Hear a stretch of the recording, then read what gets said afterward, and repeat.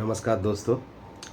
तो फ़िलहाल आज जो वीडियो लाया हूँ ये टॉपिक बहुत इंटरेस्टिंग है। कुछ दिनों से देख रहा हूँ, मैं फॉलो कर रहा हूँ यूट्यूब में, ऐसा कुछ बातें चल रहा है या ऐसा कुछ इन्फ्लुएंसर लोग बोल रहे जी कि म्यूचुअल फंड सही नहीं है। सब कोई इन्फ्लुएंसर तो ऐसा भी बोल रहा है कि मैंने मेरा जितना म्यूचुअल फंड अकाउंट था, मेरा जितना म्यूचुअल फंड था, सब मैं रिडीम कर दिया, सब निकाल लिया। तो अभी हम कहाँ पे इन्वेस्ट कर रहे हैं? फ्यूचर के वेल्थ के लिए ETF में इन्वेस्ट कर रहे हैं। तो ये हाल तो फ़िलहाल है। तो चारों तरफ ये सब बातचीत चल रहा है, लेकिन एक चीज़ जान लो, मुझे खास करके अगर मुझे आप पूछोगे, मेरा एक ओपिनियन दे सकता हूँ, मेरा खुद का ओपिनियन नहीं है। आप लोग फिर देख लेना, स्टडी कर लेना। मेरा ओपिनियन है, मुझे अभी भी म्यूचुअल फंड लग रहा है, म्यूचुअल फंड सही है, एकदम सही है, एकदम 100% सही है, ये मैं मानता हूँ। अब आप लोग डिस्कस कर लेना, किसी एनालिसिस से डिस्कस कर लेना या किसी वेबसाइट से थोड़ा पढ़ लेना, ठीक है, कोई बात नहीं है, खुद का पढ़ना भी ज़रूरी है। मैं मेरे हिसाब से बोल रहा हूँ। तो आज का चर्चा यही होगा, आज का टॉपिक यही होगा। मेरे पास भी कुछ मेल आया है कि बताओ इन्वेस्ट अगर हम ETF में करते तो वो बेहतर होगा या म्यूचुअल फंड में करते वो बेहतर होगा। क्योंकि अभी जो ट्रेंड चल रहा है, ज़्यादातर इन्फ्लुएंसर यही बोल रहे हैं आपको, यूट्यूब में आप सर्च करके देख लो, जो म्यूचुअल फंड वाले आपको मूर्ख बना रहा है। ठीक है, ठीक ऐसे ही बोल रहे, आपको मूर्ख बना रहे। आप ETF में इन्वेस्ट कीजिए, आपका पैसा सेफ है, आप बहुत पैसा इनकम कर लोगे, अपना जनरेशन का वेल्थ बना लोगे, लेकिन म्यूचुअल फंड में मत कीजिए। देखो, मैं कुछ पॉइंट डिस्कस करूंगा इस टोटल चर्चा में, आप लोगों को पता चल जाएगा कौन सा सही है कौन सा गलत है, ठीक है। तो और लास्ट में मैं खुद का ओपिनियन भी शेयर करूंगा, जो मुझे क्यों म्यूचुअल फंड सही लगता है, और इस डिस्कस में आपको पता भी चल जाएगा। तो पहला जो मैं सीधा पॉइंट में आता हूँ, उससे पहले हाँ एक बात बता देता हूँ, आप लोग सब्सक्राइब करते रहिए। सब्सक्रिप्शन पहले से कम हो रहा है, सब्सक्राइब करते रहिए, ज़रूर सब्सक्राइब कीजिए मेरे चैनल को, ये मेरा अनुरोध है।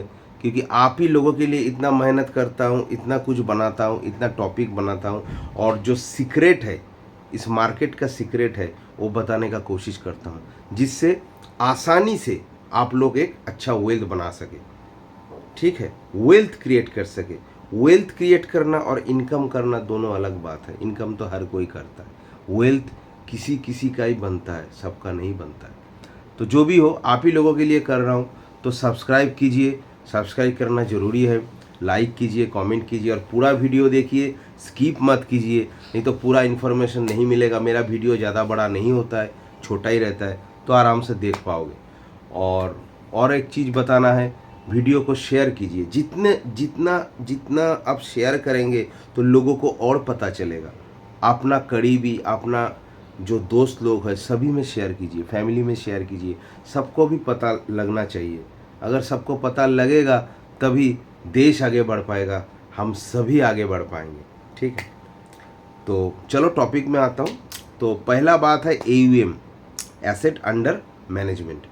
तो देखना, म्यूचुअल फंड में जो AUM रहता है वो बहुत ज़्यादा रहता है। एकदम नया फंड के ऊपर मैं नहीं बोल रहा हूँ, जो लोग 10 साल 15 साल गुजार चुके हैं, ठीक है। तो देखना उन लोगों का AUM कितना तगड़ा रहता है, 70,000 करोड़, 80,000 करोड़, 1 लाख करोड़। पराग पारेख का तो सभी, फ्लेक्सी कैप का अभी शायद 1 लाख करोड़ भी क्रॉस कर गया। तो इतना ज़्यादा AUM, इतना ज़्यादा फंड वो लोग मैनेज करते हैं, सोच के देखो। और ETF में क्या रहता है भाई, ETF में कितना रहता है, 60 करोड़, 50 करोड़, 10-12 करोड़, हाँ 15 करोड़। तो यही तो AUM है। तो ETF तो अगर इसके साथ मेरा दूसरा पॉइंट भी जुड़ा हुआ है, ठीक से सुनना, वो है लिक्विडिटी। अगर AUM इतना कम रहेगा किसी भी इंस्ट्रूमेंट में जहाँ पे आप इन्वेस्ट कर रहे हो, अपना हार्ड अर्न मनी दे रहे हो, उसमें AUM इतना कम रहेगा, और उसके साथ जुड़ा हुआ है मेरा दूसरा पॉइंट लिक्विडिटी, यानी लिक्विडिटी ऑटोमेटिक घट जाएगा। अगर लिक्विडिटी कम रहेगा तो उसके साथ मेरा तीसरा पॉइंट भी जुड़ा हुआ है, बाय एंड सेल। देखो क्या हो, अगर तुम आज एक ETF खरीद लिया फिर उसको सेल कर दिया। अच्छा, इससे पहले एक चीज़ हम समझ लेते, ETF खरीदा और बेचा कैसे जाता है। ठीक है, देखो ETF म्यूचुअल फंड जैसा नहीं है, ETF मार्केट के साथ चलता है।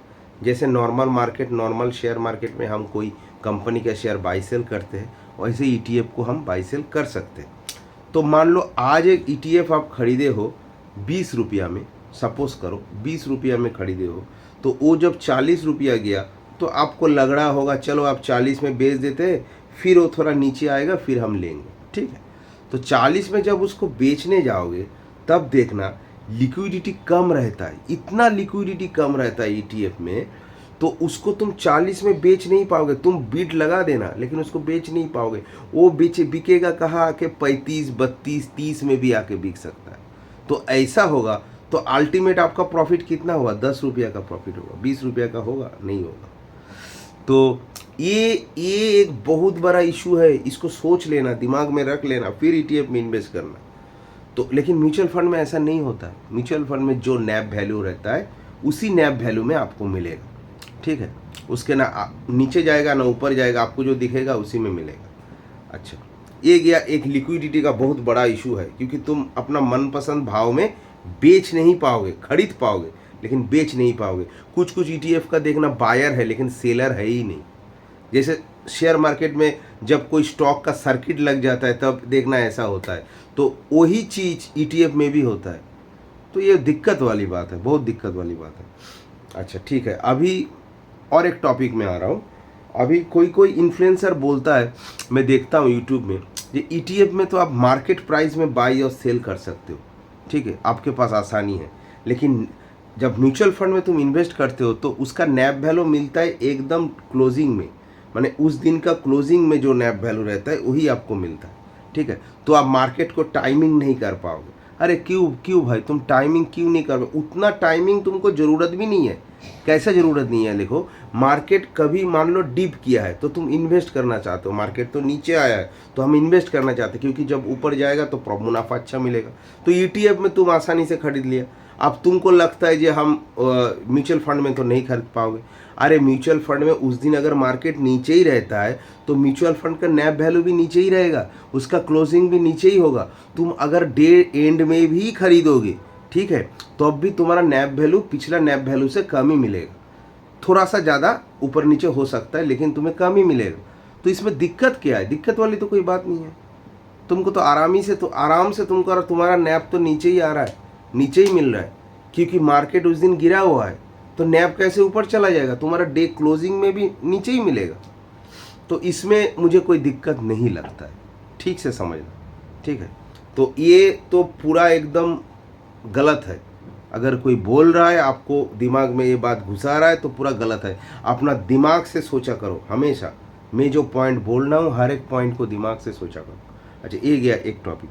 अच्छा, फिर क्या होता है, मान लो ETF तुम खरीद रहे हो, ETF तुम सेल कर ले हो, तो इसके ऊपर तो कोई आपको कोई गाइड करने वाला नहीं रहता। इसमें तो कोई ऐसा फंड मैनेजर या कोई ये सब नहीं रहता है, क्योंकि इसका ये भी वीडियो में सब बोल रहे हैं अभी कि देखो ETF में एक्सपेंस रेशियो और क्या होता है, ये सब जो खर्चा है, जो एक्स्ट्रा जो खर्चा है जो आप लोगों को पे करना पड़ता है, एग्जिट लोड, ठीक है, तो ये सब तो एकदम नॉमिनल रहता है। ठीक है, तो ये सब खर्चा एकदम नॉमिनल रहता है, बहुत कम रहता है म्यूचुअल फंड से। तो ये आपको फ़ायदा देगा, ये आपको समझा जा रहा है। एक चीज़ समझो, अगर आज मैं कोई ट्यूशन ले रहा हूँ, कोई मास्टर के पास जा रहा हूँ, मैं किसी क्लास में पढ़ रहा हूँ, उसका स्टडी के लिए मैं ट्यूशन लेता हूँ, तो मैं ट्यूशन ले रहा हूँ, किसी टीचर के पास जा रहा हूँ, टीचर के पास एजुकेशन ले रहा हूँ, तो उसको तो मंथली मैं एक फ़ीस दे रहा हूँ।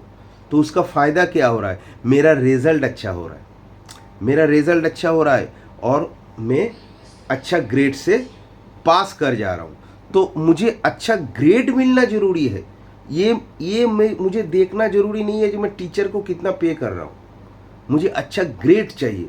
तो अगर मैं म्यूचुअल फंड में इन्वेस्ट कर रहा हूँ, वहाँ पे थोड़ा एक्सपेंस रेशियो अगर थोड़ा ज़्यादा भी होता है, ठीक है, एग्जिट लोड लगा रहता है, लेकिन वो भी तो 1 साल बाद रिमूव हो जाता है, ठीक है, उसको छोड़ दो तुम एक्सपेंस रेशियो उसमें थोड़ा ज़्यादा रहता है लेकिन ETF में कम रहता है, लेकिन उसमें तो एक फंड मैनेजर बैठा हुआ है मेरे बिहाफ में। इसको सोचो, इसको दिमाग में थोड़ा सोचो। वो फंड मैनेजर तुम्हारे लिए दिनों रात मेहनत कर रहा है, तुम्हारा फंड को संभाल रहा है, तुम्हारा पूरा पैसे को संभाल रहा है, तुम्हारा बास्केट को अच्छे से और मजबूत बना रहा है, क्योंकि तुम्हें फ्यूचर में अच्छा खासा रिटर्न मिले। तो ये एक्सपर्टाइज हम सभी को ज़रूरत है। तो अगर ये एक्सपर्टाइज हम ले रहे तो उसको कुछ पैसा देने में क्या गलती क्या है इसमें? हमको तो कुछ नहीं गलती लगता है। सोच के देखो क्या गलती है। अगर मेरे सर के ऊपर किसी का हाथ रहता है और वो मुझे हेल्प करता है, मेरा जनरेशन वाइज वेल्थ बनाना है भाई, 1-2 साल का बात नहीं है, 20-25 साल, 15-20-25-30 साल का बात है। तो अगर वो मुझे हेल्प करता है, वो मुझे गाइड करता है और मुझे अच्छा वेल्थ बना के देता है, कोई भी फंड अगर अच्छा रिटर्न दे रहा है, अच्छा वेल्थ बना के दे रहा है, तो उसको उस फंड मैनेजर को थोड़ा देने में हमको क्या आता है? देना चाहिए, मुझे लगता है देना चाहिए। तो ये भी एक पार्ट गया जे भाई एक्सपेंस रेशियो कम है, इसमें लगाओ पैसा, अच्छा रिटर्न मिलेगा, उसमें मत लगाओ। गलत है। सोच के देखो, मैंने जो पॉइंट बोला उसको सोच के देखो। हमको वो पैसा पे करना चाहिए अगर फंड अच्छा रिटर्न दे रहा है, इसको तुम देख लेना। तो ये गया टोटल चर्चा ETF और म्यूचुअल फंड के ऊपर। तो मुझे अभी मेरा ओपिनियन अगर चाहते हो तो मैं यही अभी भी, पहले भी मानता था, अभी भी मानता हूँ, फ्यूचर में भी मानूंगा। मुझे म्यूचुअल फंड सही लगता है। हाँ, म्यूचुअल फंड सही है। म्यूचुअल फंड में आग बंद करके जो तुम्हें अच्छा फंड लगे, जिसका ट्रैक रिकॉर्ड अच्छा है, जो AUM अच्छा है और जिसका फंड मैनेजर का कंसिस्टेंसी बहुत अच्छा है, यानी बहुत दिनों से फंड मैनेजर काम कर रहा है, ऐसा कोई भी म्यूचुअल फंड अगर तुम चूज़ करते हो, उससे तुम्हारा फ़ायदा ही फ़ायदा होगा। लेकिन ETF में जाओगे, ETF में इन्वेस्ट तुम कर सकते हो अगर चाहते हो तो, लेकिन ETF में जाओगे तो बहुत कुछ दिक्कत तुमको संभालना होगा। और जो दिक्कत होगा वो मैंने आज का वीडियो में आप लोगों को समझाया। मुझे मेरे विचार से म्यूचुअल फंड अभी भी अच्छा लगता है और लगेगा, मेरे लिए सही है। लेकिन आप लोग अगर इस सब के बाद भी ETF को अपनाना चाहते हैं तो आप अपना सकते हैं, उसमें कोई बात नहीं है। लेकिन सोच लेना, सब कुछ स्टडी कर लेना, किसी एनालिसिस से बात कर लेना, ठीक है, फिर अपना हार्ड एंड मनी किसी भी जगह यूज़ करना, क्योंकि पैसा आने में बहुत टाइम लगता है, जाने में टाइम नहीं लगता है। इसको दिमाग में रखना, ठीक है। तो आज का वीडियो इतना ही। हेल्दी रहो, खुश रहो, एक्सरसाइज करते रहो, पर डे करते रहो, उसको गैप मत करो, आगे बढ़ो। दुनिया आगे बढ़ेगा, मेरा देश आगे बढ़ेगा, हम लोग भी आगे बढ़ेंगे और वेल्थ हम लोग बना के दिखाएंगे। ये मेरा चैलेंज है, मेरे साथ चलो, वेल्थ बनता रहेगा, वेल्थ हम लोग बनाएंगे, ठीक है। Thank you.